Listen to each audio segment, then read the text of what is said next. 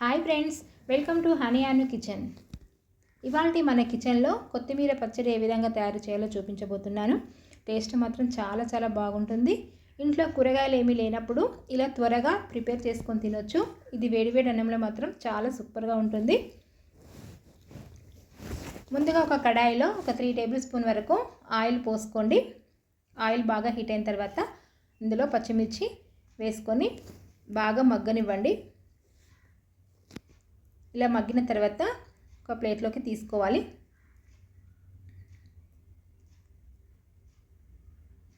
అదే కడాయిలో టమాటాలు కూడా ఒక 2-3 టమాటాలు తీసుకొని కట్ చేసుకొని వీటిని కూడా దగ్గరకు వచ్చే వరకు మగ్గనివ్వాలి.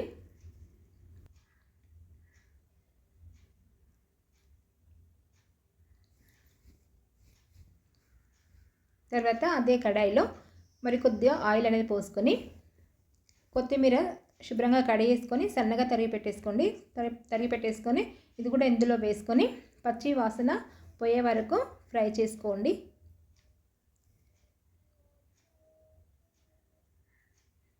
ఇలా దగ్గరకు వచ్చి ఫ్రై అయిన తర్వాత దీన్ని కూడా తీసుకొని అదే బౌల్లోకి వేసుకోవాలి.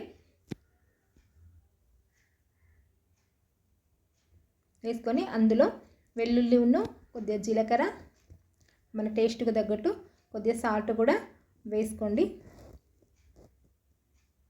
వేసుకున్న తర్వాత పూర్తిగా చల్లారనివ్వాలి. వేడిగా ఉన్నప్పుడే మిక్స్ చేసుకోవద్దు. పూర్తిగా చల్లారిన తర్వాత ఒక మిక్సీ జార్లో వేసుకొని మెత్తగా గ్రైండ్ చేసుకోండి. అంతే, ఎంతో టేస్టీగా ఉండే కొత్తిమీర పచ్చడి రెడీ. ఇలా చేసుకొని వేడివేడి అన్నంలోకి తిన్నారనుకోండి, టేస్ట్ మాత్రం చాలా బాగుంటుంది. ఇది దోశకైనా బాగుంటుంది, వడకైనా కూడా చాలా టేస్టీగా ఉంటుంది. ఈ వీడియో మీకు నచ్చినట్లయితే లైక్ చేయండి, షేర్ చేయండి. మరిన్ని ఇంట్రెస్టింగ్ వీడియోస్ కోసం మా ఛానల్ని సబ్స్క్రైబ్ చేసుకోండి. Thank you for watching.